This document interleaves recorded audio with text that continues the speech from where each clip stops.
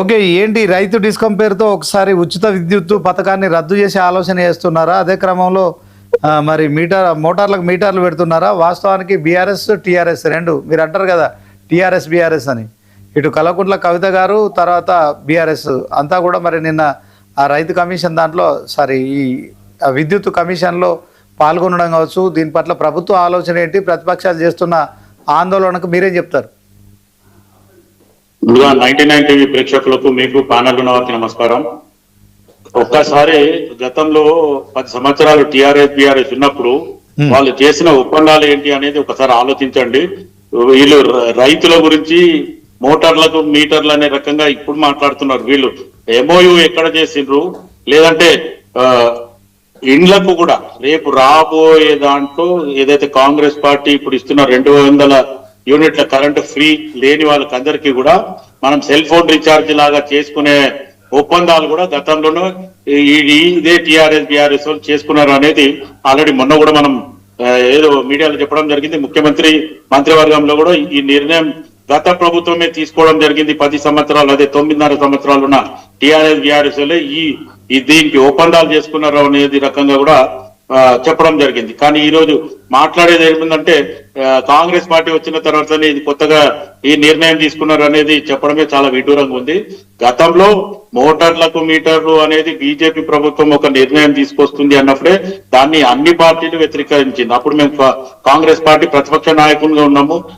ఇప్పుడున్న ముఖ్యమంత్రి రేవంత్ రెడ్డి గారు అప్పుడు పిసిసి అధ్యక్షుడు, ఆయన వర్కింగ్ ప్రెసిడెంట్ ఉన్నప్పటి నుంచి కూడా ఈ సబ్జెక్ట్ మీద మనం వ్యతిరేకించడం జరిగింది. కానీ వీళ్ళు వాళ్ళతో ముందే ఈ రకంగా ఒప్పందం చేసుకున్నారు, ఎంఓయూ చేసుకున్నారు అనేది ఎందుకు దాపరికంగా పెడుతున్నారు అనేది ఒక్కసారి బీఆర్ఎస్ నాయకులు చెప్పాలి. ఎందుకంటే మీరు చెప్పేది ఒకటి, చేసేది ఒకటి. మీరు చేసినప్పుడేమో సంసారం, వేరోడు చేస్తే వ్యభిచారం అనే రకంగానే మీరు ఇంకా అదే ధోరణిలో ఉన్నారు.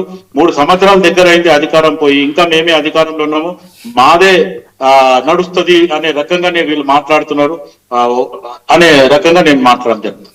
ఓకే, మల్లయ్య యాదవ్ గారు, మీరు చెప్పేది ఒకటి, చేసేది ఒకటి. మీరు చేస్తే సంసారం, వేరే వాళ్ళు చేస్తే వ్యభిచారం. ఇది గత ప్రభుత్వ హయాంలో జరిగిన ఒప్పందం అని శివకుమార్ లాల్ గారు చెప్తున్నారు, కాంగ్రెస్ నాయకులు. మీరేం చెప్తారు? ఇప్పుడు వారు ఏమంటున్నారంటే ఎంఓయూ గతంలో మేము చేసాము 3 సంవత్సరాల క్రితము ఆల్రెడీ ఒప్పందం చేసినాము అని అంటున్నారు. ఆ ఎంఓయూ ఏందో ఇప్పుడు బహిర్గతం చేస్తే సరిపోయాయి. ఒకవేళ నిన్న ఈఆర్సీ మీటింగ్ లో కూడా ఏం చెప్పినాము, ఉన్న విషయాన్ని బహిర్గతంగా పాలిచ్చే గేదెలు నమ్ముకొని దున్నపోతుని తెచ్చుకున్నట్టు ఉంటుంది. ఆ తర్వాత దున్నపోతు ఎట్లాగో పాలు ఇవ్వట్లేదు కాబట్టి దీన్ని నిలగొడతామని చెప్పేసి రైతుల మీద భారం మోపే ప్రమాదం భవిష్యత్తులో ఉందని చెప్పేసి బహిర్గతంగా కుండ బద్దలు కొట్టినట్టు చెప్పినాం. ఆ విషయాన్ని ఎంఓయూ ఉంది అని చెప్పేసి టీవీ డిబేట్లలో చెప్పే బదులు ఆల్రెడీ చేసుకున్న ఒప్పందాన్ని కొనసాగించడం అని చెప్పేసి బహిర్గతం ఈఆర్సీ అధికారులు చెప్తారు కదా నిన్నటి పబ్లిక్ హియరింగ్ లో.